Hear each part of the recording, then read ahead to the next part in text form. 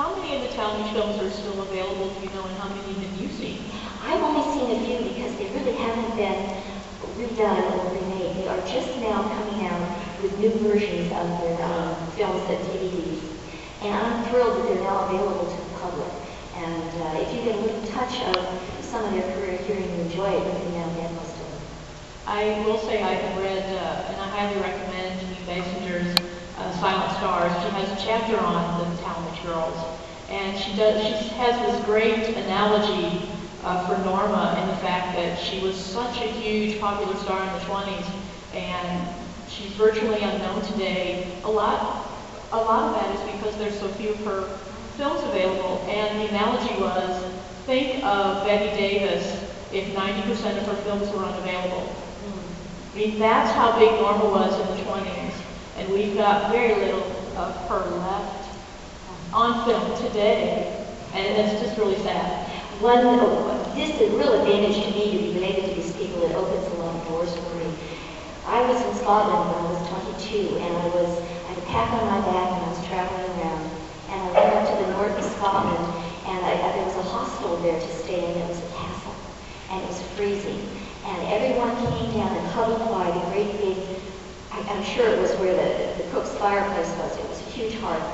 And I introduced myself to this couple there as Melissa Talmadge.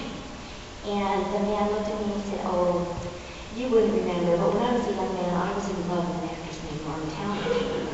That was my aunt. They put me in their car and they drove me for the next week all around Scotland. What more could you ask? It was terrific. Well, are there any traits that you share from the Talmadge side of the family? I'm short.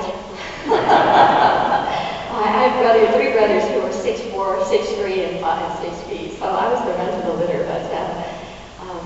But the Talmadge sisters, really, my size, and I was always told I had the same mouth. Well, of course, it was called rosebud lips at the time.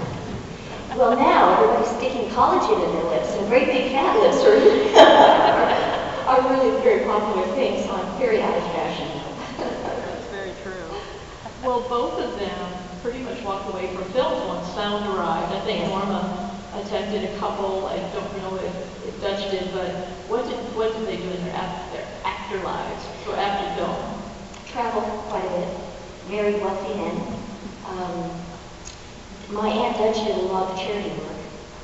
Norma settled in Las Vegas, and she was married to her third husband, was a doctor, and they lived in Las Vegas. And of course, the scandalous story I always heard was that he had left his wife, and he was going to be arrested if he set foot back into California. So they had to live in Nevada. But he married her manicurist after she died. And they moved somewhere, so people didn't really see a lot of Norma's things that the manicurist got. But years later, when Dr. Carvel James died, Irene was the name of the manicurist. She was kind enough to call my mother and tell her that she had 20 photographs, 20 scrapbooks of photographs, sometimes 100 in each scrapbook, that she wanted to know if my mother wanted, and she shipped them back to us. And I had them for about 30 years in my attic. And I realized that this was doing nobody any good. So last February, I drove down to the Motion Picture Academy, and I donated hundreds and hundreds of photographs of Norma's stills to the Academy. And I now have a free pass to get in. But it was a very excellent collection in remarkably good shape, and I do thank Irene for not just dumping those, or they would not exist. Well, so you have not seen Smiling Through today? No, I haven't. How many of you have seen Norma in any films? A couple. Oh, the diehards. Put your hand down. You have seen them. Well, when we decided to show Norma, we had showed Constance last year and Her Sister Prepares, which we all loved. And we wanted to show Norma as well, because they were both tremendously popular. And we had a choice of Smiling Through or Kiki.